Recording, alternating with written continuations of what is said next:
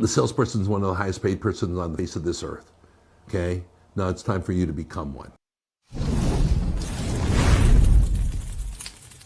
I had a person said that they're starting off in sales. And he goes, how do I get successful at it? First of all, you have to know your product knowledge. Let's just say you're selling computer supplies. You're selling something as simple as cordless keyboards. You have to know your product. They all come with owner's manuals. Read it, understand it, get knowledgeable about this thing. People go, well, what does this do? And you go, I don't know, good question, I don't really know. No, you have to know. Then there's this thing called money. The person's supposed to give you money, and then you give them the computer stuff. There's a lot of financing that could be available. There's a lot of options that people have. Give you an example. In my office in Italy, I just brought brand new servers there. Heavy duty, very, very expensive computers, right? Really, a server is nothing more than just a really super powerful computer, all right?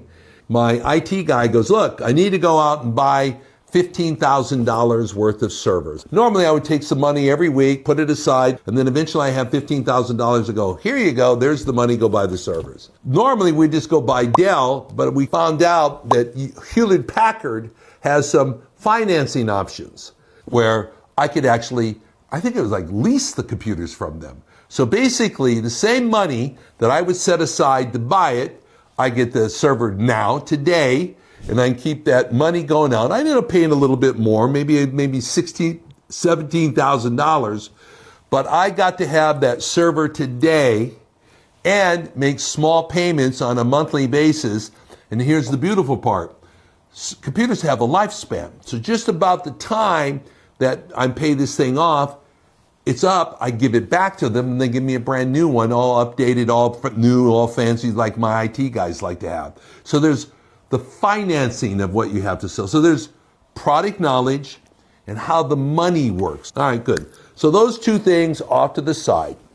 Now, there's basically three things that you're dealing with.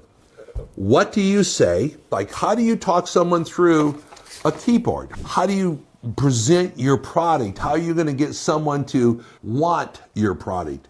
Your sales presentation is to provide someone who wants it. So you have what do you say, and then you have how do you say it. You could go in here and talk about all the fancy things about your keyboard, the features and everything like that. Or you could go in there and go, let me show you this, and have them push this button and have them push that button, and how you push this button. Like, for example, if you're going to go buy a car, what are they, first thing they have you do, once they figure out if you can afford the car, they kind of size you up, right? What are you looking for, whatever.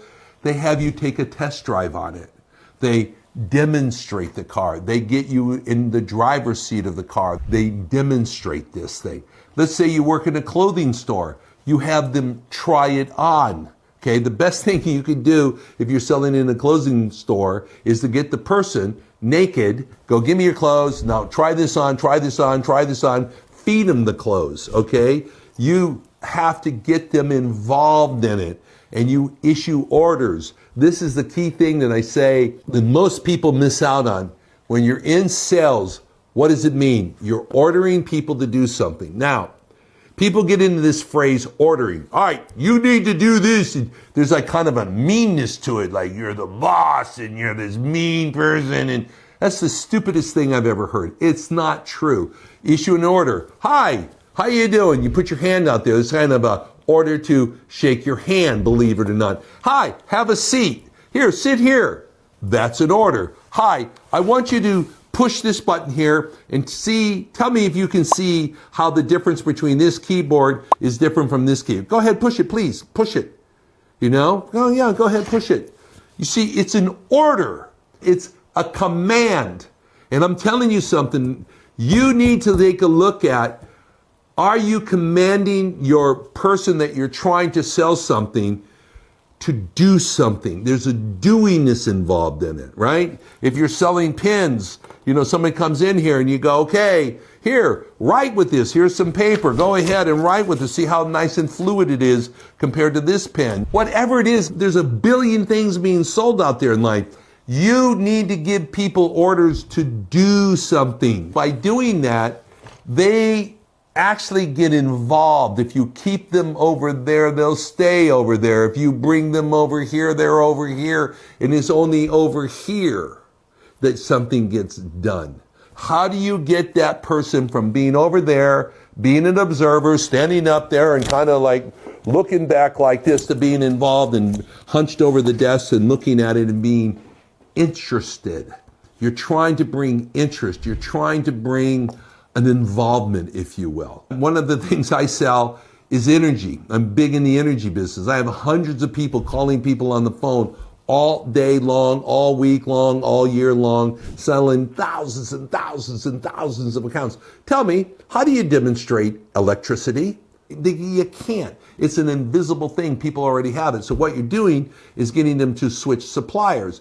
And we have this whole thing worked out. When my salespeople call, they're not willing to communicate to them. They're not. So we've come up with a way to issue an order to go do something. Go grab this bill. I'll hold while you go get it. Ah, la, la, la, la, la.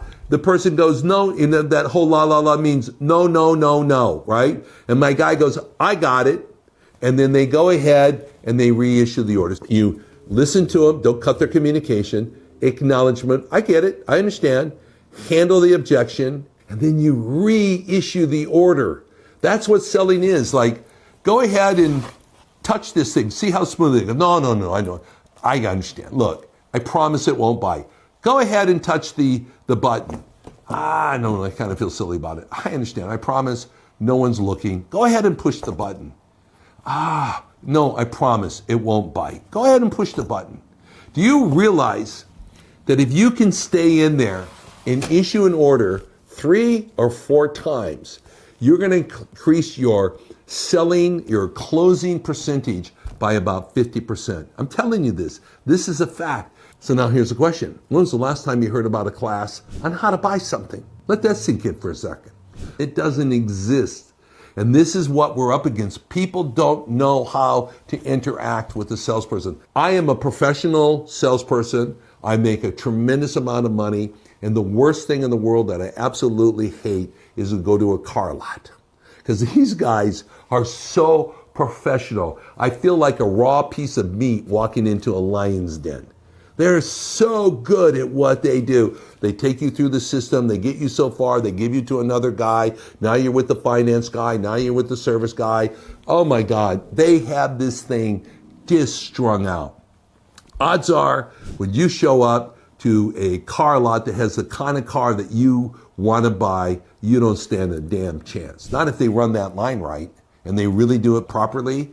You don't stand a chance because they control it. They control it. That's what you're trying to get to happen.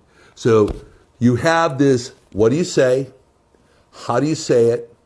And that includes giving an order. And if they don't say yes, which most of the time they don't, you acknowledge them. You handle what it is they say, like, hey, go ahead and push that button. I don't want to. Okay, well, that happens. Okay, I got it, but look, I promise it won't bite. Go ahead and push this button. And if you can stay in there and doing that 3 or 4 times, your closing rate will skyrocket. So what do you say? How do you say it? Now here's the key element. How often are you saying it? These are the only things that you can control, man. It's what do you say, how do you say, how often you say it.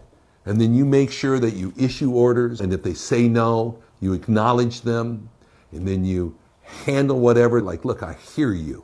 So let me handle that origination you made. And then you reissue the order. You do that, I'm telling you, the sky is the limit.